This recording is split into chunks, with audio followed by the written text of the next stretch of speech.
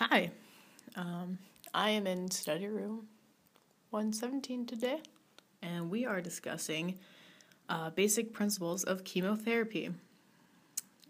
Chemotherapy is a systemic treatment rather than a local as in meaning surgical or radiation therapy. Chemotherapy is the use of cytotoxic drugs to promote tumor cell death by interfering with cellular function and reproduction.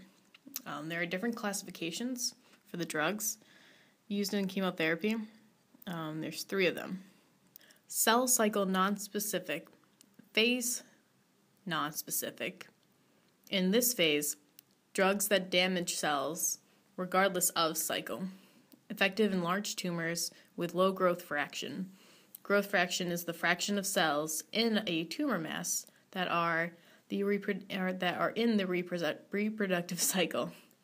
The next classification is cell cycle specific, phase nonspecific. Drugs that damage cells undergoing reproduction. Effective with high growth fraction. And the last classification for chemotherapy drugs is cell cycle specific and phase specific.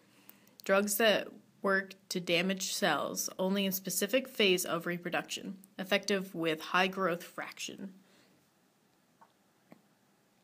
Combination chemotherapy is most frequently utilized to enhance the effect of drugs on tumor cell kill.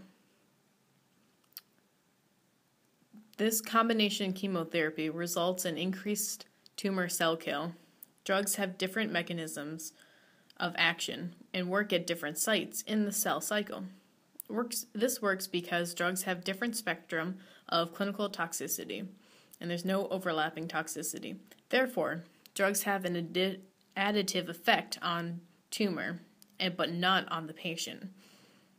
Different mechanisms of drug action release the possibility of developing drug resistance, results in maximum tumor kill. This results in increased patient survival. The most commonly given route for chemotherapy is the IV route. There are also other ways that it can be given. Chemotherapeutic agents target rapidly growing cells, having the greatest impact on normal cells which grow rapidly, such as bone marrow, lining of GI tract, cells, reproductive cells such as sperm, skin, and hair. NADIR, is the average number of days it takes a chemo agent to have its peak effect on the bone marrow before recovery begins. Most chemo agents nadir in 7 to 14 days, with recovery in 14 to 28 days.